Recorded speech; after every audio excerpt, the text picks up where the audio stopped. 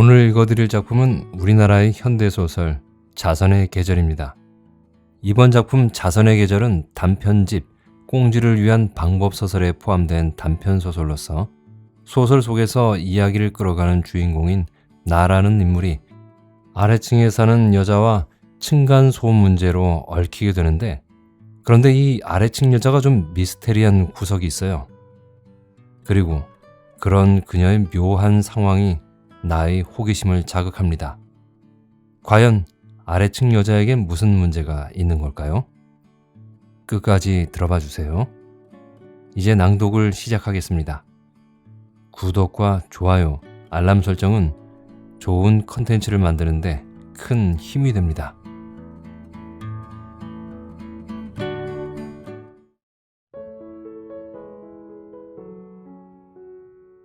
자선의 계절.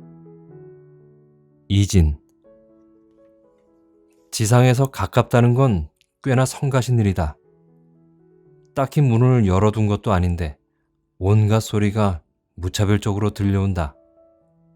1층도 아니면서 웬 불평이냐고 할지 모르겠다. 하지만 한 덩어리 땅바닥 위로 켜켜이 쌓아 올린 20채 가운데 두 번째 층의 집이라는 건 근처를 마구잡이로 배회하는 염치 없는 소음을 조금치도 걸러주지 못한다.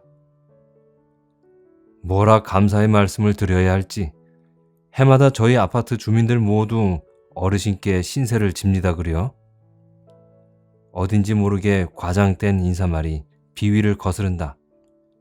아파트 주민 모두라 하면 나를 비롯한 우리 가족 전체가 포함된다는 말인데, 도대체 누가 우리에게 신세를 입혔단 말인가? 그것도 해마다? 분명 우리 아파트 관리소장의 목소리다. 그러게나요. 서푼 내면서도 너나 없이 제 이름 잘리려고 신문사나 방송국으로 몰려들 가는 세태. 우리 아파트 사람들은 복이 많은 것 같아요. 이렇게 훌륭한 인품을 가지신 분과 함께 살고 있다니 말이에요. 월드컵 예선 마지막 경기를 중계하는 아나운서처럼 달뜬, 혼자 말하는데도 3사람 이상이 모여 떠드는 것처럼 시끌벅적한 부녀회장의 목소리까지 토시 하나 빠지지 않고 고스란히 들려온다. 설거지를 하려던 나는 못내 궁금증을 참지 못하고 다용도실 창밖으로 고개를 쑥 내밀고 만다. 이래서 싫다. 별로 알고 싶지 않은, 굳이 알아볼 필요가 없는 일들을 기웃거리게 만드는 저 잡다한 소리들이. 하지만 얄팍한 귀에 대한 불만도 잠시, 내 눈길은 순식간에 창밖 풍경에 붙들리고 만다. 연한 갈색의 자루들이 사열 중인 병사들처럼 이열 종대로 쭉 늘어서 있다. 언뜻 보아도 40kg짜리 쌀 포대임에 분명한 자루들이 30개가량이나 된다. 상표가 찍힌 종이 포대가 아닌 걸 보면 산지에서 직접 올라온 성 싶은데, 저 어마어마한 양을 싣고 오려면 어디서 출발했건 배달기사는 이른 새벽부터 서둘렀을 것이다. 소장을 비롯해 제복을 입은 수의들, 각 동의 반장이며 부녀회 임원들이 주변에서 웅성거리는 게 보인다. 존경에 맞지 않는다는 어르신이 아니라면 우리 아파트가 후원자로서의 체면을 지킬 수 있겠냐는 누군가를 향한 찬사가 쉬지 않고 이어진다. 뭐, 다 우리 의원 나리를 위해서지. 불쌍한 사람 보면 안 도와주고 못 베기는 성품인데, 그놈의 정치자금법인가 선거관리법인가에 발목 잡혀서 하고 싶은 일도 제대로 못하고 애미라도 대신에 해야지 않겠소? 세상에나, 104호 노인네다. 숱한 찬사의 말들에 적절한 자리를 찾아 앉히면서 동시에 그 뒷맛을 음미하는 태도가 참으로 여유롭다. 겸손하기 이를 데 없는, 그럼에도 기묘한 위압감으로 상대를 주눅들게 만드는 강렬한 저음에다 쉽게 어려 친분을 쌓았음에도 매번 처음 만난 사람처럼 서먹한 거리감을 주는 예의 바른 말투 역시 노인네의 눈앞에 서 있는 것도 아닌데 온몸이 쪼그라드는 느낌을 떨칠 수가 없다. 푸하하. 노인네의 턱없는 자부심을 비아냥거리고 싶은 치기가 뱃속 깊이서 올라온다. 지금이 어느 시대라고 의원 날이람?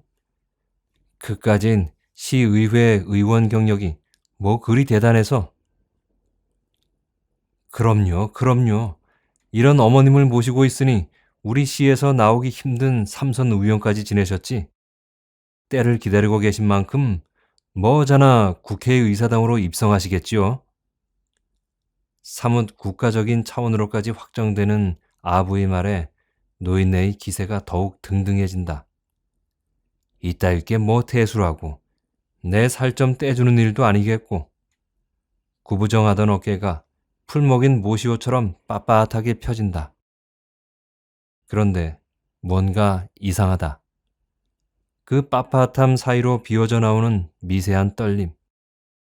바로잡으려 애쓰는데도 멈추지 않는 파르르한 진동. 누군가가 그네를 부축해줘야 마땅하건만. 그러고 보니 그 애가 없다. 가슴이 철렁 내려앉는다. 내 눈길은 혹시나 하고 그 일대를 샅샅이 훑는다. 근처 어딘가에서 불쑥 튀어나올지도 모른다. 하지만 없다. 어디에서도 보이지 않는다. 정말로 그 애가 없다. 아무도 느끼지 못하는 게 분명하다. 조금 전까진 내가 그랬듯이. 하긴 그렇다. 그림자는 잠시도 제 몸체에서 떨어져 본 적 없지만 혹여 그게 눈에 띄지 않는 데서 궁금해할 사람은 없다. 그엔 104호 노인네의 그림자다. 색채와 부피를 갖고 있긴 하지만 혼자 살아 움직이는 것처럼 보이기도 하지만 그엔 틀림없이 노인네의 그림자다. 그엔 지금 어디에 있는 것일까? 우리 할머니가 그러시는데요. 애들이 너무 뛴다고 좀 조용히 해달라고. 이사 온 지 며칠 되지 않은 우리 집을 방문한 첫 번째 이웃은 그 애였다. 꿩 대신 닭이라고. 그래도 2층 정도면 괜찮겠지 싶었던 아니란 내 계산이 빗나갔음을 통절히 깨닫는 순간이었다. 엘리베이터를 타지 않는다고 해서 아랫집이 없는 건 아니었으니. 사실 우리 형편에 맞춤한 여러 조건에다 이사 시기까지 딱 맞는 데를 찾는다는 건 모래밭에서 바늘 찾기 한 가지였다. 연년생 아들 녀석들이 걸음발을 할 때부터 어디서나 살얼음판을 걷던 처지라 1층을 구하려고 적잖이 애를 썼건만. 그래도 약간의 위안이 있었다면 그 애인 말투와 태도였다. 머뭇거리며 더듬는 모양새가 항의하러 왔다기보다 양해를 구하러 온 사람 같았다. 초인종을 눌러놓고선 행여 문이 열릴까봐 조마조마한 신출내기 영업사원처럼 어설펐다. 어쨌거나 층간 소음에 관한 한 아랫집이 갑이라는 건 뒤집을 수 없는 진리다. 다루기 쉬워 보이는 상대를 만났다는 사실에 안도하며 나는 그 애에게 최대한의 성의를 표시하기로 했다. 우선 레슬링인지 씨름인지를 하느라 소파 위에서 쿵쾅대는 녀석들에게 엄한 눈길부터 날렸다. 니들이 이 누나 따라가서 할머니께 사과하고 와. 언성을 높여 나무라는 것도 잊지 않았다. 문간에 서 있던 그 애가 슬금슬금 뒤로 물러났다. 우리 애들이 아니라 그 애를 혼냈나 싶은 착각이 들 정도로 겁먹은 낯빛이 예사롭지 않았다. 난 서둘러 그 애의 옷깃을 잡아당겼다. 아가씨, 그냥 가면 어떡해? 들어와요. 차라도 한잔하고 가야지. 어떻게든 달래야 하는 상대였다. 녀석들이 눈치를 살피며 몸을 최대한으로 낮추고 발끝으로 걸어 자기네 방 안쪽으로 슬그머니 기어들어갔다. 말은 저렇게 잘 들어요. 귀엽죠? 항상 조심시키고 있어요. 할머니께 말씀 좀 잘 전해줘요. 애들이 워낙 어려서 아무리 주의를 줘도 잊어버리곤 한다고. 페퍼민트 향의 허브차를 내놓으며 또 노란 귤 껍질을 까며 난 좀 비굴하다 싶게 엉겨붙었다. 그앤 창밖으로 시선을 준 채 내 넉살에는 별로 관심을 보이지 않았다. 늦은 오후의 햇살이 수만 개의 긴 혓바닥을 내밀어 창유리를 핥아댔다.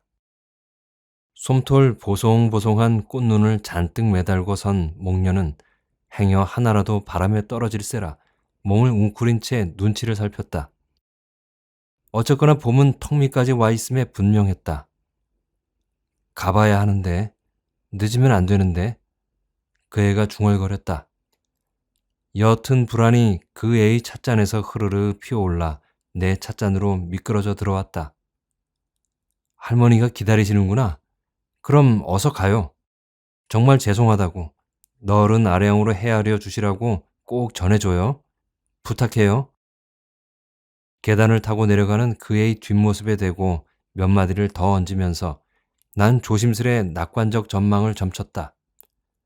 항의하러 올라온 아랫집 사람에게 진심을 다해 사과하고 함께 차라도 마시고 나면 대개는 우리 아이들의 극성을 견뎌주곤 했으므로. 하지만 내 예상은 빗나갔고 그 애는 2, 3일 간격으로 지치지도 않고 올라왔을 뿐 아니라 어떤 날은 하루에도 두어 번을 다녀가곤 했다. 처음 왔을 때와 같이 어색하고 난처한 표정으로. 처음 했던 말과 똑같은 말을 남겨놓고선 말이다. 첫인상에서 느꼈던 어설픔은 앞뒤 통하지 않는 막무가내로, 겁먹은 것처럼 보이던 조심성은 답답한 고집으로 여겨졌다. 그럼에도 그 애의 방문은 심각한 고민거리가 되었다. 그런 경우에 써먹곤 했던 유치하지만 효과적인 방법을 떠올렸다. 약간은 호소하는 듯한, 약간은 비난하는 듯한 말투로 눈물까지 글썽거려주면 상대는 주춤거리게 되어 있다. 그 댁에서는 애 안 키워보셨어요? 어린애들을 꼼짝 못하게 묶어놓을 순 없잖아요. 애들이란 게 아무리 주의를 줘도 그때뿐인걸. 한밤중도 아닌데 너무하시는 거 아니에요? 등등. 하지만 그 애에게 그런 항변이 먹힐 리 없었다. 참으로 성가신 일이지만 문제의 할머니를 방문해서 호소를 해보는 것 외에 방법이 없다는 걸 인정해야 했다. 인터폰이 울어댄다. 204호죠? 가동 반장님 대신에 가겠다고 하신. 트럭만 도착하면 짐 싣고 곧장 출발할 거예요. 지금 당장 내려오세요. 자기가 누구인지 밝히지도 않고서 대뜸 명령이다. 어이없다. 분명한 약속을 한 것도 아닌데 어젯밤 우리 동의 반장에게서 부탁을 받은 건 사실이다. 음식물 쓰레기를 버리려 내려가는 길에 우연찮게 만난 반장은 요양보호사 자격증을 따는 바람에 얼결에 직장인이 됐노라는 자랑 끝에 부탁 하나를 덧붙였다. 우리 아파트 자매결혼 시설 방문에 자기 대신 참석해달라는 거였다. 평일 오전에 집에 있는 젊은 사람이라곤 눈을 씻고 찾아봐야 우리 동에선 나밖에 없더라며 말이다. 면전에서 대놓고 거절하기가 민망하여 우물쭈물하는 사이 반장은 고맙다는 인사를 남기고 사라져버렸다. 그게 전부였다. 꼭 그러겠다고 한 건 아니고요. 막 변명을 시작하려는데 다들 기다리고 있어요. 라는 다음 말이 이어지더니 인터폰이 뚝 끊겨버린다. 속이 부글거린다. 반장이나 이 여자나 모두들 자기 멋대로다. 그런데도 이상하다. 명령어를 들은 로봇처럼 나도 모르게 외출 준비를 서두르고 있다. 부스스한 머리칼에 물을 뿌려 빗고 세수도 안 한 얼굴에 비비크림을 펴바르고 실크 스카프로 얼룩진 외투깃을 가리는 등 그 애의 부재가 확실한지를 알고 싶은 얄팍한 궁금증이거나 아님 그 애의 행방을 캐고 싶은 천박한 호기심일지 모른다는 성찰적인 질문거리는 아예 건드리지 않기로 한다. 보풀하기 인 실내복 바지 위로 발목이 긴 부츠의 지퍼까지 채우고 나니 제법 그럴싸하다.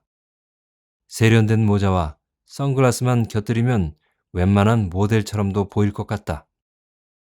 뛰어난 내 포장 기술에 감탄하며 현관문을 나선다.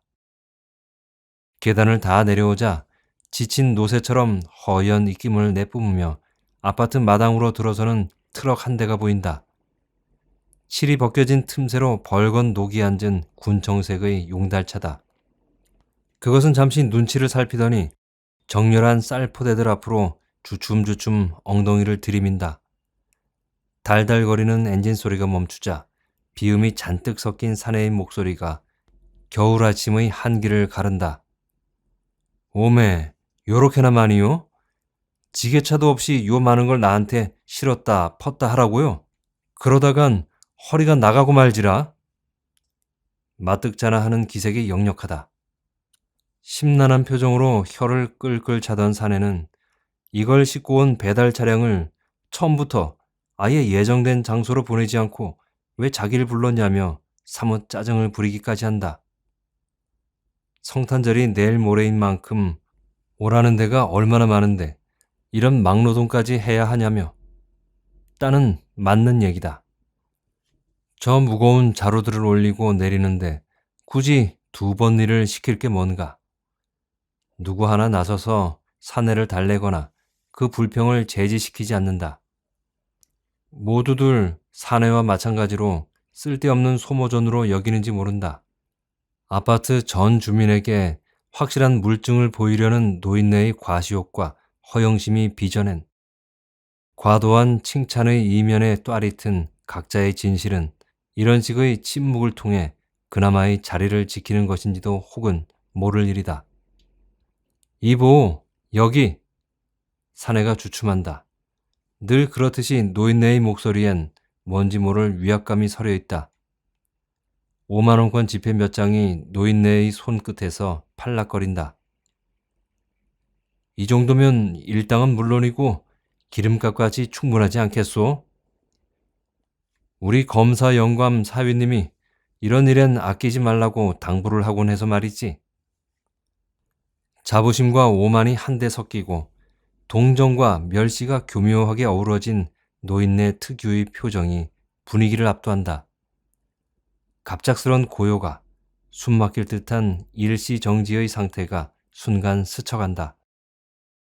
동조의 끄덕임은 물론 경탄의 외침이나 선망에서 오는 한숨소리 하나 나지 않는다. 어떤 논평도 덧붙이면 안 되는 노인네의 권위를 철벽처럼 수호하는 검사 영감 사위님이라는 명사의 연속이 촉발하는 긴장감. 좀 전의 불평은 싹 잊은 듯 연신 고개를 주걱거리며 그럼요, 그럼요를 연발하는 사내만이 유일한 움직임이다. 구괴자이기에 가능한 솔직함이 얄밉지 않다. 그러면 수고들 하시지요. 노인네가 부녀회장의 등을 토닥이며 발길을 돌린다. 그제야 여기저기서 새삼스런 치아의 말이 쏟아지기 시작한다. 무엇 하나 소홀함이 없는 분이라고. 어르신의 따뜻한 마음과 빈틈없는 배려가 자녀들을 성공시킨 비결인가 보다고 우는. 아이쿠야, 그러고 보니 그 애가 안 보이네. 어쩐지 뭔가 허전하더니만. 어르신, 잠깐만요. 제가 모셔다 드릴게요. 노인네의 걸음걸이가 불안정하다 싶었다. 수더분하고 부침성 있기로 소문난 다동 711호가 노인네의 오른팔을 붙잡자 나동 1009호도 질세라 나서서 왼팔을 붙든다. 그림자처럼 늘 할머니 곁에 붙어있더만 오늘따라 어딜 갔대요? 711호가 묻고 어디 심부름이라도 가지 않았겠냐고 1009호가 대답한다. 그렇게 부족한 아이를 예의 바르게 가르치느라 얼마나 애쓰시냐며 노인네를 치켜 세우는 1009호. 오갈 데 없는 바보 아이를 거두었으니 자손 대대로 복받으실 거란 축사를 거침없이 안겨주는 711호. 느닷없이 구역질이 난다. 물 말아 먹은 몇 숟갈 밥알이 식도를 타넘어 올라올 것만 같다. 그들은 도대체 알고 그러는 것인가? 모르고 그러는 것인가? 갓 스물이 될까 말까한 계집아이의 누렇게 뜬 우물한 얼굴과 문장으로 연결되지 못하는 더듬거리는 말씨와 한꺼풀만 들추면 보이는 자잘한 상처 자국들에 대해서 말이다. 집안은 굴속처럼 어두컴컴했다. 오후 3시를 막 지난 화창한 봄날이었는데도 말이다. 단지 1층이어서만은 아니었다. 20여 년 전 분양 당시 입주할 때 들여놓은 곳으로 보이는 구식의 거무튀튀한 거실장이며 문갑 따위가 그렇고 창이란 창을 모조리 가리고선 키 큰 실내 정원수들이 또한 그랬다. 게다가 실내 등조차 켜지 않은 채였다. 으스스한 분위기마저 감돌았다. 현관 입구의 신발장 앞에 서서 노인네의 접견 허락을 기다리는 동안 슬그머니 꽁무니를 빼고 싶은 생각이 들었다. 또다시 이사를 가야 하나? 아님 노인네랑 한바탕 얼굴을 붉혀야 하나?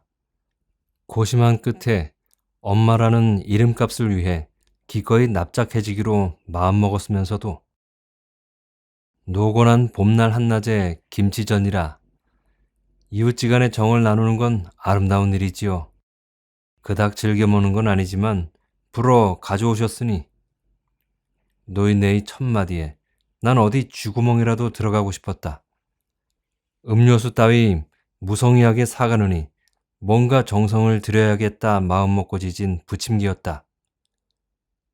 새 통에서 막 꺼내 그냥 먹기에도 아까운 사각사각 잘 익은 김장김치에다 부추며 호박, 오징어에 새우까지 곁들여 지져낸 전을 침 흘리는 애 녀석들한테 아직 맛도 안 보이고 가져왔건만.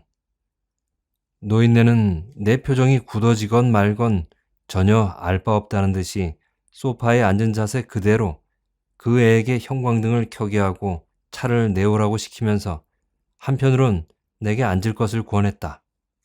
불을 켰음에도 실내가 그닥 밝아지진 않았다. 노인네의 얼굴이 눈에 익기까지는 한참의 시간이 필요했다. 알이 두꺼운 안경을 끼고서도 오만상을 찌푸리며 사람을 훑어보는 움푹 패인 볼에 쭉 빨아있는 턱이 어디 한 군데 덕스러워 보이지 않는 아주 고약한 인상의 할망구였다. 이리 눈이 안 좋다 보니 귀만 밝아져서는 온갖 소리란 소리엔 다 신경이 쓰이지 않겠소. 그 집 아이들이 다른 집에 비해 뭐 특별한 건 아닐 텐데도 말이오. 요 앞전에 살던 사람들도 결국은 나 때문에 이사를 갔는지 모르겠구먼. 불쾌하기 짝없는 노인네였다. 우리더러 이사를 가라고 은근히 종용하는가 싶은 생각이 들자 한바탕 욕설이라도 퍼붓고 싶은 심정이 되었다. 양볼이 화끈거리고 손마디가 떨려왔다. 어쨌거나 젊은 양반이 이리 예를 갖추는 걸 보니 좀 미안스럽기도 하고 사과를 하는 것도 그렇다고 힐난을 하는 것도 아닌 노인네의 절제된 이중성이 묘한 힘으로 내 분노를 억눌렀다. 여러 번을 뇌까리며 연습했던 호소의 말도 한마디 꺼낼 수 없게 만들었다. 결국 이해해달라거나 선처를 바란다는 식의 양해의 말 대신 죄송하다는 사과와 더욱 조심시키겠다는 다짐만 거듭하고 말았다. 노인네는 그 애의 부축을 받고 현관문까지 나와 정중하게 나를 배웅했다. 김치전에 대한 답례로 메론 한 상자를 들려주기까지 하며 슬리퍼를 꿰면서 괜찮다는 사양의 말과 감사히 받겠노라는 겸양의 말을 차례에 맞게 건네느라 약간 긴장을 했던지도 모르겠다. 벼랑간 그 애에게 역정을 내는 노인네의 말씨가 필요 이상으로 거칠어져 있음을 뒤늦게야 깨달은 걸로 봐서 기집애 엉덩이는 한사코 가벼워야 된다고 노상 일러뒀거늘 빨랑 가서 들어다 드리지 않고 뭘 멀뚱거리고 서 있는 게야? 한 대 맞아야 정신을 차리겠니? 엉? 지금까지와는 사뭇 다른 태도였다. 수업 시간에 졸다가 선생님의 분필 조각이라도 얻어맞은 아이처럼 그 애는 화들짝 놀라며 내 손에 들려있는 상자를 낚아채 갔다. 그렇게까지 하시면 미안해서 어쩌냐고, 별로 무거운 것도 아닌데 그러지 마시라고, 그 상황에서 하지 않으면 안 될 것 같은 인사말이 미처 끝나기도 전에 그 애는 2층 계단을 다 올라서고 있었다. 그 애에 대한 역정이 실제로는 나를 겨냥한 것 같아 메론 상자를 다시 들고 가 노인네의 면전에다 팽개쳐 버리고 싶었다. 그 애가 뭔가 간절한 눈빛으로 이윽히 나를 쳐다보지 않았다면 정말 그랬을지 모른다. 참아요. 그 애의 눈빛은 그렇게 말하고 있었다. 그런 나의 수모를 아는지 모르는지 애 녀석들은 별로 달라지지 않았다. 컴퓨터 게임조차도 온몸을 들썩이며 하는 바람에 마음을 졸여야 했다.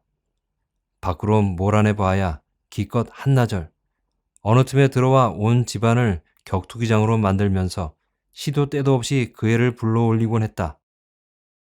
되도록 학원 보내지 않고 소신껏 키워보려고 직장까지 때려친 내 결심이 정말 옳은 것이었는지 곱씹는 날이 많아졌다. 어쨌거나 첫 방문에서의 불쾌한 기억에도 불구하고 나는 뇌물 공여성 방문을 계속하기로 마음먹었다. 어미로서의 내 진심이 누군가의 어미였을 노인네의 심중에 가 닿으리라 믿고 싶었다. 햇빛 청명한 날엔 달고 시원한 수정과를, 찬바람 부는 저녁엔 때깔 좋은 홍시를, 비가 오는 날엔 호박죽이나 수제비를 한 냄비에 앞세우고서 사흘이 멀다고 오르내렸다. 고맙다며 건네는 깍듯한 인사와는 달리 달갑잖아하는 기색이 노골적이어서 매번 상당한 용기가 필요했던 건 사실이다. 하지만 그렇게라도 다녀오고 나면 며칠가량은 그 애의 얼굴을 보지 않아도 되었으므로 나는 뇌물의 효과를 믿게 되었고 주기적인 104호 방문이 일상적인 의무로까지 여겨지게 되었다. 꾸준히 들락거린 결과 그 애의 우리 집 방문은 일주일에 한두 번으로 줄어들더니 최근에는 한 달에 한 번도 오지 않을 정도가 되었다. 불굴의 의지로 쟁취한 나의 승리였다. 하지만 지속적이고 완벽한 승리라는 확신을 가질 수가 없었던 탓으로 난 여전히 일주일에 한 번쯤은 특별식을 만들었고 현관 앞에서 일망정 노인네에게 정성스런 안부의 말을 빠뜨리지 않았다. 우리의 관계는 거기까지만이어야 했다. 관계라는 건 언제나 그 관계에 걸맞는 거리를 유지할 때 지속되는 법이다. 사실 노인네나 그 애에게 책임을 물을 수는 없다. 내 마음밭에서 잡초처럼 자라나 어느 순간 무성해져 버린 그 가당치 않은 호기심이며 어수룩한 의협심이 문제였으므로. 사진 한 장 찍고 가세요. 다급한 목소리로 소장이 노인네 일행을 불러세운다. 갑자기 할 일이 생각난 듯 관리사무소 직원들도 뭔가를 주섬주섬 펼친다. 플래카드다. 불우이웃 돕기 성금 및 성품 전달식이라는 상투적 문구 아래 우리 아파트 이름과 결연 시설의 이름이 나란히 쓰여 있다. 날짜 위로 덧칠의 흔적이 역력한 게 몇 해째 우려먹고 있나 보다. 어떻게 알았는지 시민일보 기자님이 오셨네요. 당연히 어르신을 모시고 여기서 찍어야죠. 우리 동네 현안 사업에 관심 많으신 의원님의 배려일지도 모르는데. 국회 진출의 포석을 깔려는 전직 시의원 자신에 대한 배려겠지. 하마터면 입 밖으로 튀어나올 뻔한 말을 꿀꺽 삼키며 뒤로 물러선다. 눈치 빠른 수위 하나가 가까운 경비실에서 의자 하나를 꺼내온다. 노인네가 그 의자에 앉자 자연스럽게 중심이 형성되면서 최대한 중심에 가까이 붙어 서려는 신경전이 은근히 벌어진다. 나는 몇 발짝 더 그들로부터 떨어진다. 반장 대신으로 왔을 뿐 주민대표 계열엔 들지 않는다는 열애감 때문만은 아니다. 노인네 혹은 노인네를 앞세운 많은 이들의 속보이는 계산 속에 한데 섞일 이유가 없어서다. 좀 전에 쌍둥이 엄마가 보였는데. 뒷걸음질 끝에 슬그머니 빠져나가던 나는 딱히 누군가에게 묻는 것이라 할 수 없는 노인네의 혼잣말에 흠칫 놀란다. 그 주변에 서 있던 이들이 도대체 누굴 찾는지 궁금한 표정으로 설왕설래한다. 노인네가 평소 나를 부르는 호칭이 쌍둥이 엄마라는 사실을 아는 사람은 그애 말고 없다. 그러니 그들로선 우리 아파트에 없는 쌍둥이 엄마를 찾는 노인네의 의중이 궁금할 수밖에. 생김새나 체격이 비슷비슷하여 더러 쌍둥이로 오해받기도 하지만 6, 7 연년생 아이들이라고 누누이 설명을 했건만 노인네는 절대로 바꿔 부르려 하지 않았다. 자신이 한번 그렇게 부르기로 결정한 이상 번복할 수 없다는 태도였다. 어쨌든 두리번거리는 노인네의 고갯짓을 따라 사람들의 시선이 이리저리 오간다. 절 찾으세요? 하는 수 없이 사람들 틈새로 고개를 빼물고서 미정미정 물었다. 그렇다마다 이리 와 내 곁에 서요. 주변 사람들의 눈이 휘둥그레진다. 쌍둥이 엄마라는 생뚱맞은 호칭도 그렇고 노인네가 자기 옆자리로 굳이 날 지목해 세우는 것도 그렇고 다들 의아해하는 낯빛을 숨기지 않는다. 어머, 그러고 보니 작년에도 재작년에도 가동 204호였어요. 어르신 곁에 서는 영광을 차지한 사람이. 별로 중요할 것 없는 누군가의 기억이 사람들을 술렁이게 한다. 총무님은 별걸 다 기억하네요. 근데 이상하다. 왜 매년 가동 204호지? 아하, 어르신 바로 윗집이구나. 은근히 편애가 심하신가 봐. 이런저런 속닥임이 물결처럼 퍼진다. 근데 왜 그 집은 해마다 주인이 바뀌는 거야? 그럼 내년엔 또 다른 사람이 이 자리에 설 수도 있겠네? 누군가가 던진 한마디에 왜인지 가슴팍이 서늘해진다. 차가운 눈덩이가 블라우스 앞서프로 날아들기라도 한 것처럼 축축하고 불쾌하다. 느닷없던 반장의 부탁조차 뭔가 계산에 따른 거였나 싶어진다. 부녀회장이 짐진 내 손을 잡아 끌어다 노인네 옆에 세운다. 노인네의 의도를 충실히 따르는 게 자기 몫의 사명이라고 여기는 듯하다. 하나, 둘, 셋. 카메라 플래시가 터진다. 우리 집까지 날 부축해줘요. 그 아이 대신. 부탁이라기엔 지나치게 단호한 말투다. 노인네의 형형하고 집요한 눈빛이 나를 향해 있다. 조금 전 노인을 부축하겠다고 나섰던 711호나 1009호는 물론이고 주변의 모든 사람들 시선이 내게로 쏠린다. 셔터를 누르던 기자조차 잠시 멈칫한다. 발바닥이 땅에 달라붙은 것처럼 무겁다. 설마 그 애에게 헌옷까지 몇 벌 준 걸 나무라려는 건 아니겠지? 설마 그 애가 지난밤 빌려간 돈 몇 푼에 대해 추궁하려는 건 아니겠지? 이런저런 설마를 내세워 벌떡거리는 가슴을 진정시켜보지만 쉽게 발걸음이 떼지지 않는다. 도둑이 제발 저린다는 속담은 이런 때를 위한 잠언이리라. 의심받지 않으려면 태연하고 꿋꿋하라는 반어적 경구. 104호 현관문 앞에 이르도록 노인네는 한마디 말이 없다. 그날은 가을이 다 가도록 미뤄왔던 옷장 정리를 하고 있었다. 때마침 그 애가 과일 바구니를 들고 왔다. 천식기로 입원해 있던 노인네에게 아이들과 함께 문 안차 갔던 일에 대한 답례였다. 마침 잘 왔네. 이 청바지 어때? 조금만 수선하면 맞을 것 같은데. 한번 입어봐. 몸이 불어서 이젠 입기가 어렵겠다 싶은데도 치른 돈의 액수가 적지 않아 버리지 못하고 놔둔 유명 브랜드의 청바지를 문득 그 애에게 입혀보고 싶었다. 어린 아가씨답지 않게 헐렁한 추리닝 바지나 발목까지 덮는 긴 치마를 치렁거리고 다니는 아이였다. 재봉질에 어지간히 자신도 있는 터라 그 애의 가는 허리에 맞게 품을 줄이고 최신 유행에 뒤지지 않도록 바지 길이며 폭도 수선해 줄 참이었다. 가져가서 입어볼게요. 머뭇거리거나 주춤거리거나 중얼거리는 게 평소에 그의 말버릇이고 보면 지나치게 명확한 의사표시였다. 뭐가 어려워서 그래? 같은 여자끼리인데. 치수만 재면 되니까 시간도 별로 안 걸려. 세탁소에 갈 거 없이 내가 수선해 준다니까 그러네. 그 애는 뒤마려운 강아지처럼 난처한 표정으로 자꾸만 뒷걸음질을 치려들었다. 부끄러워 그러려니 싶어 난 조금 장난스럽게 그 애의 바지 허리춤을 붙잡고 잡아내리려는 신용을 해보았다.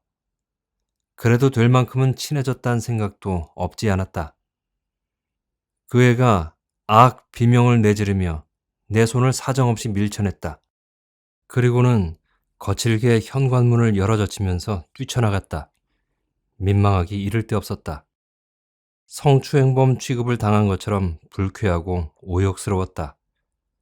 내 팽개쳐진 선의는 어떤 합리화로도 위로되지 않았다. 난 마치 짝사랑 소녀에게 조롱당한 사춘기 소년처럼 그 애를 미워하게 되었다. 혹여 마주쳐도 인사하지 않았고 노인네의 전가를 가져와도 눈길을 맞추지 않았다. 뭔가 변명하고 싶은 표정으로 입술을 달싹이는 그 애를 절대로 아른 채 해주지 않았다. 한밤중에 찾아와 쭈뼛거리며 애걸복걸하는 표정을 지을 때까지 말이다. 어쨌건 그 애와의 화해는 전혀 예기치 않은 때에 이루어졌다. 개구쟁이 녀석들은 단잠에 빠져 있었고 남편은 출장 중이었으며 104호 노인네 역시 깊은 잠에 취해 있을 밤 11시 무렵이었다. 얇은 잠옷을 걸친 채 달달 떨며 그 애가 문간에 서 있었다. 11월 하순의 밤바람이 그 애를 잡아뜨릴 기세로 휘몰아쳤다. 그 바지를 입어보겠다며 맞게 고쳐달라는 한마디가 그 애의 입술에서 채 빠져나오기도 전에 바람이 먼저 휩쓸어갔다. 얼음처럼 찬 그 애의 손을 끌어당기고 서둘러 현관문을 닫았다. 그동안 어른스럽지 못했던 내 태도가 슬그머니 창피해졌다. 그 애는 뭔가를 감추려는 사람처럼 한 구석에 붙어 서서 잠옷바지를 잽싸게 벗더니 내가 내미는 청바지를 서둘러 꿰입었다. 보여주지 않으려는 것에 대한 감수성은 왜 그리도 민감한 것일까? 뭔가 그 애의 속살에서 문이랄까 색채랄까 하는 게 희번덕이는 걸 난 놓치지 않았다. 혹시 전날의 거부가 예사롭지 않은 살갗 때문이었을지 모른다는 생각이 들면서 미안한 마음이 배가 되었다. 화상 자국이거나 피부병이거나 아님 선천적인 어떤 결함일지 모른다 싶어 짐짓 못 본 척했다. 수선해야 할 곳에 핀을 찔러 표시를 한 다음 그 애가 다시 잠옷으로 갈아입는 동안 곁눈질로 종아리며 허벅지를 주의 깊게 훑어보았다. 군데군데 붙어있는 반창고, 딱지로 엉겨붙은 핏줄기, 그리고 새살이 돋아 허연 줄무늬를 만든 생채기의 흔적들. 암만 생각해도 하루 이틀 새에 만들어진 상처는 아니었다. 왜 그러는지 물어서는 안 된다는 생각과 어떻게든 알아내서 그 애를 도와야겠다는 생각이 성급히 자리를 주고받았다. 물론 도와준다는 게 뭔지에 관한 수고 따윈 없었다. 그 애의 신상에 관해 제대로 아는 게 없다는 걸 문득 깨달았다. 가난한 친척집 아이가 잔심부름을 해주며 용돈이라도 버나보다 한창 나이에 성정 드센 노인 비위 맞추느라 애쓰겠구나 하는 정도 이외에는 그동안의 무관심을 만회라도 하려는 듯 수많은 의문이 꼬리를 이었다. 나이는? 이름은? 부모는? 노인네와의 실제 관계는? 정말로 아는 게 하나도 없었다. 자기 스스로 만들었을 리 만무한 상처들에 대해서도 끊임없이 샘솟는 의문들과 그 양만큼의 미안스러움을 덜어내볼 요량으로 빨리 가야 한다며 보채는 아이를 붙들고 늘어졌다. 몇 살이야? 몰라요. 자기 나이를 모른다는 게 말이 돼? 19 아니면 20? 21일지도. 그날 밤의 대화는 끝까지 그런 식이었다. 다른 가족이 있느냐는 질문에 노인네의 자식들을 들먹이더니 진짜 가족은 아니잖냐고 물으니 그럴 수 있지만 그렇지 않을 수도 있다는 식의 애매한 흐리기로 마무리를 했다. 어떤 질문에 대한 답이든 마찬가지였다. 다만 노인네랑 사는 게 좋으냐는 질문에 대해서만은 다소 엇나가나마 확신에 찬 어조로 또박또박 대답했다. 할머니에겐 내가 꼭 필요해요. 난 할머니 손발이고 눈이에요. 정말로 그렇게 생각하느냐고 몇 번을 물어도 대답은 한결같았다. 마치 녹음기의 재생 버튼을 누른 것처럼 어조나 억양조차 달라지지 않았다. 너한텐 많이 불친절한 것 같던데? 자기 상처를 그렇게나 들키지 않으려고 애쓰는 아이에게 순간적인 추정만 가지고서 이러쿵 저러쿵 캐물을 수 없어 애둘렀을 때도 그 앤 똑같은 대답으로 응수했다. 난 할머니 손발이고 눈이에요. 정말 그렇게 믿는 것인지 아니면 그렇게 믿도록 강요된 것인지는 알 수 없었다. 그래서 버티는 것인지 아니면 버텨야 하니까 그러는 것인지에 대해서도 1시간 가까이 얘기를 나눴지만 그 애에 대한 정보는 조금치도 확장되지 않았다. 안타까움은 무책임한 동정심으로 이어지게 마련이다. 그날 밤의 내가 그랬다. 힘들 땐 언제라도 와. 친언으려니 생각하고 헌 옷까지 몇 벌을 받아들고서 그 앤 아주 무심한 눈빛으로 날 바라보았다. 내게서 왜 그런 말을 듣고 있는지 도무지 알 수 없다는 표정으로. 어쨌거나 그날 이후 나의 귀는 굉장히 예민해졌다. 아랫집서 올라오는 아주 작은 소리에도 하던 일을 멈추고 숨을 죽였다. 혼내키는 소리나 나무람 소리가 혹시 나는지, 뭔가 깨지거나 회초리 소리 같은 게 들리는지, 흐느낌이나 신음소리 같은 게 새 나오는지, 백사호에 들를 때마다 노인네의 표정이며 말투를 탐색하고 그 애의 눈자유가 부었는지 축축한지를 살피게 되었다. 하지만 의심스러운 소리에 귀를 세우면 이내 다른 소리들과 뒤섞였고 우울한 기색의 아이에게 인사라도 할라치면 노인네의 신경질이 앞장을 섰다. 누구라도 동의할 만한 특별한 징후는 포착되지 않았다. 그런 식으로 20여일이 지나자 그 애를 돕겠다는 발상이나 노인네에게 지운 혐의가 소시민적 반성의 결과 우러나온 과잉 반응이 아니었을까 여겨질 지경이 되었다. 지난밤 자정 무렵 다급히 대문 두드리는 소리를 들을 때까진 말이다. 난 벌떡 일어나 겉옷도 걸치지 않고 뛰어나갔다. 초인종을 누르지 않는 건 그 애의 버릇이었다. 분명 나의 개입이 요청될 그런 일이 벌어졌음에 틀림없다. 하지만 생각만큼 극적인 사태는 벌어지지 않았다. 현관문을 열자 그 애가 내 품으로 파고들어 한동안 흐느낀 것 이외에는 왜 그러냐는 물음은 그 애의 말문을 여는 주문이 되지 못했다. 쿨쩍이며 어깨를 들썩일 뿐이었다. 그마저도 서름 때문인지 추위 때문인지 분간하기 어려웠다. 휴지를 갖다주고 등을 토닥여주는 이외에 달리 해줄 일이 없었다. 흐느낌 소리가 잦아들자 그 애를 주방으로 데려가 꿀물을 한 잔 타주었다. 저 아줌마 혹시 돈 있으면 뜨거운 김을 후룩후룩 불어가며 꿀물을 마시던 그 애가 마침내 한마디를 꺼냈다. 적잖이 당황스러웠다. 아무런 설명도 없이 납득할 만한 이유도 되지 않고 딱히 얼마라고 명시하지도 않으면서 돈을 빌려달라니. 언젠간 반드시 갚겠다며 힘주어 다짐하는 모양새가 그냥 해보는 말은 아니지 싶었다. 날 이윽히 바라보는 그의 충혈된 눈에선 뭔가를 결심한 사람의 단호함이 엿보였고 외면했다간 평생 후회할 거라는 은근한 협박이 묻어났고 그리고 무엇보다 조건 없는 신뢰를 요구하는 절박함이 배에 있었다. 노인네의 눈치를 살피며 이리저리 차이던 어수룩하고 모자란 아이의 눈빛이 아니었다. 난 지갑에 있는 지폐를 몽땅 털어 그 애의 손에 쥐어주었다. 마치 뭔가에 홀린 사람 모양 아무 생각 없이. 그래봐야 10,000원짜리 67장, 1,000원짜리 대여섯 장이 전부였지만 말이다. 이젠 손실이지 않아요. 고맙다는 말 대신 찻잔을 돌려주며 그 애가 웅얼거렸다. 그 애의 발소리가 계단을 타고 내려가 104호 문 안쪽으로 사라질 때까지 난 아무 생각도 판단도 하지 못했다. 멍하니 그저 서 있기만 했다. 신발장 위에 흰 봉투가 하나 있을 거요. 노인네를 소파에 앉히고 돌아서는데 의도가 모호한 지시어가 날아온다. 이어질 부탁이 있으리라 싶어 그걸 찾아 들고서 노인네에게로 시선을 돌린다. 집에 가서 펴보. 참고가 될까 싶어 한마디 덧붙이자면 멍석 한 잎이 절대로 지붕이 되어 줄 수는 없다는 거요.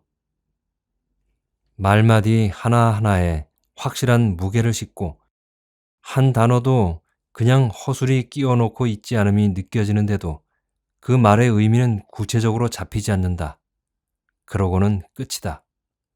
창 쪽으로 고개를 돌리는 노인네를 두고 할 일 없이 현관문을 나선다. 그 애의 행방에 관해선 차마 묻지 못하고서 트럭에는 쌀자루를 비롯한 전달 물품들이 얼추 다 실린 듯하다. 부녀 회장의 차에 타고 있던 사람들이 한 자리가 비었다며 나를 부른다.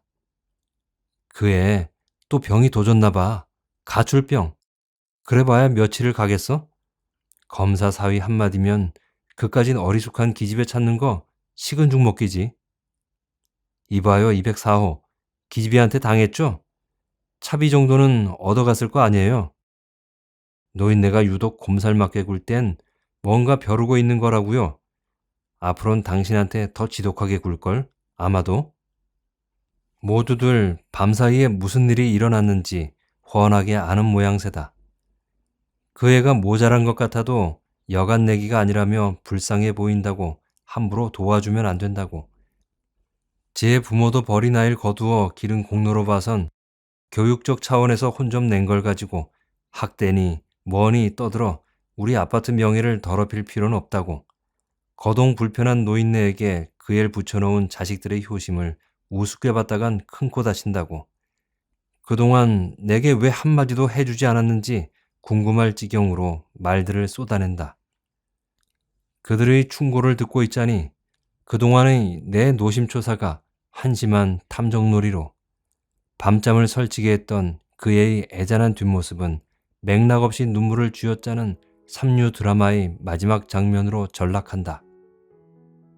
그럼에도 뭔지 모를 후회 같은 게 종종거리며 뒤따라온다.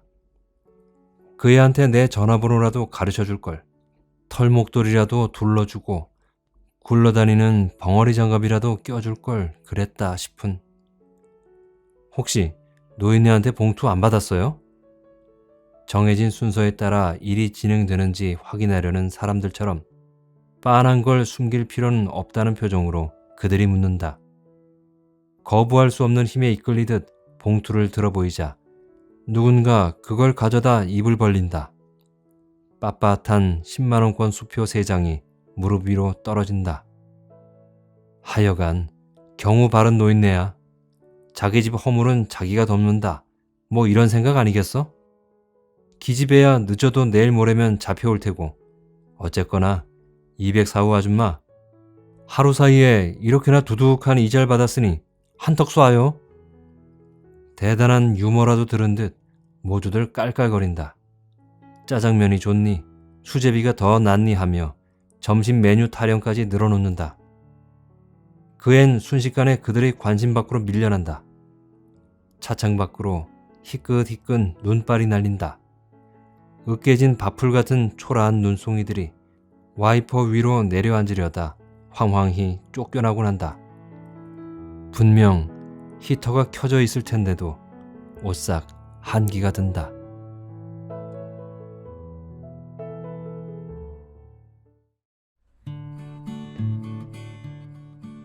이 소설 속 주인공인 나 204호 여자는 104호 여자에게 뭔가 도움을 주고 싶었습니다. 여자의 행색과 하는 행동을 보아서는 틀림없이 아랫집 노인네로부터 학대를 받고 있을 것이라는 정황을 눈치챘기 때문이죠. 그러나 본인이 직접적으로 나 학대받고 있어요. 매 맞고 있어요. 도와주세요. 라고 말하지 않는 이상 204호의 나는 어떤 직접적인 행동을 취할 수는 없었죠. 그러나 어느 날 밤에 이젠 더 이상 견디지 못하고 도망을 치겠다고 도와달라는 여자에게 나는 이제야말로 적극적으로 도움을 주게 됩니다. 그리고 그 후 104호 여자는 사라집니다. 여기서 저는 정말 이 아파트 사람들의 약자에 대한 지나친 무관심과 권력자에 대한 무조건적인 편애를 보고 많이 화가 났습니다. 사람들이 말하죠. 그 애는 또 잡혀오게 될 거고 부모도 버린 아이를 거두고 키워준 노인의 공로를 봐서 좀 혼낸 걸 가지고 떠들어 아파트 명예를 떨어뜨릴 필요는 없다고 하죠. 그리고 또 거동불편한 노인네에게 그 애를 붙여놓은 자식들의 효심에 대해서도 말합니다. 놀랍습니다. 이런 생각을 가진 사람들이 있다는 것이요. 어떻게 약자의 편을 들진 못할지언정 강자의 편에서 편할 대로 생각해버리는 건지. 저는 이런 사고방식에 놀라다 못해 화가 날 뿐입니다. 어쩌면 204호에 살았던 사람들이 매년 이사를 가고 바뀌고 하는 것은 거기에 기존에 살던 사람들과의 가치관 불일치를 견디지 못해서이기 때문이 아닐까 하고 저 나름대로 생각하게 되었습니다. 마지막으로 204호의 나는 생각합니다. 저는 주인공 나의 생각이 정상적인 사람이라면 당연히 할 생각이라서 그나마 이 소설 속에는 비정상을 욕할 만한 수준의 정상인은 있는 것 같아서 씁쓸한 마음을 달랠 수가 있었습니다. 나는 생각하죠. 그 애한테 전화번호라도 가르쳐 줄 걸. 털 목도리라도 둘러주고 굴러다니는 벙어리 장갑이라도 껴줄 걸 그랬다 하고요. 재밌게 감상하셨나요? 지금까지 이지인 작가의 자선의 계절이었습니다. 끝까지 함께 해주셔서 감사하고요. 저는 다음에 또 뵐 때까지 건강하시고 행복하세요.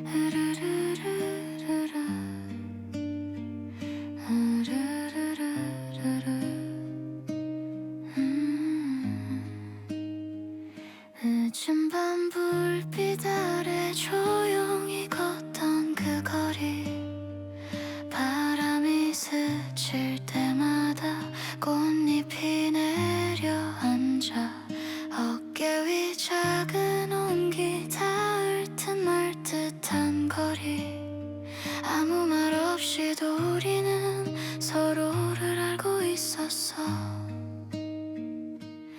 이 밤이 조금만 더 느리게 흘러가길 멈춰진 시간 속에 너와 나 벚꽃이 흩날리는 밤 너의 곁에 서 있으면 말하지 않아도 마음이 전해지는 것 같아 흔들리는 이 순간 꿈처럼 사라질까봐 잡지 못한 그 떨림이 내 안에 번져가 벚꽃잎처럼 흩날리는 마음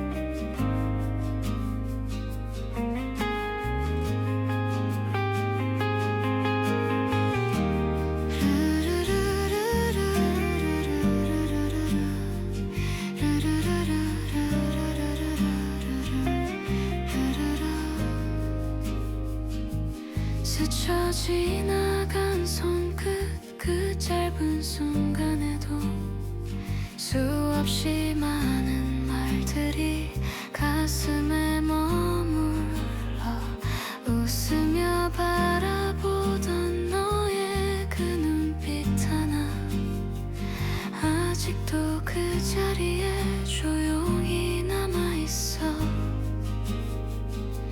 다시 오지 않을 이 밤의 온도까지 기억하고 싶어서 눈을 감아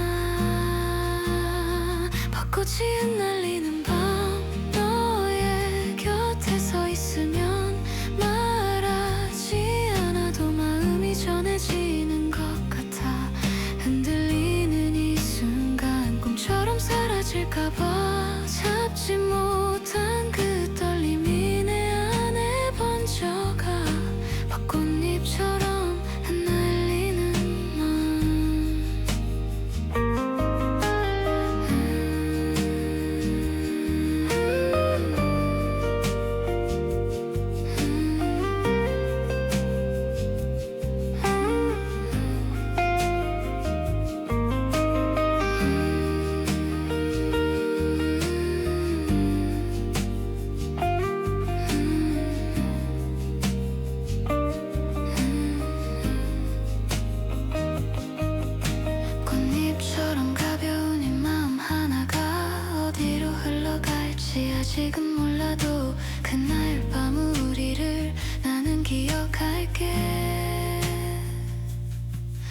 꽃향기와 함께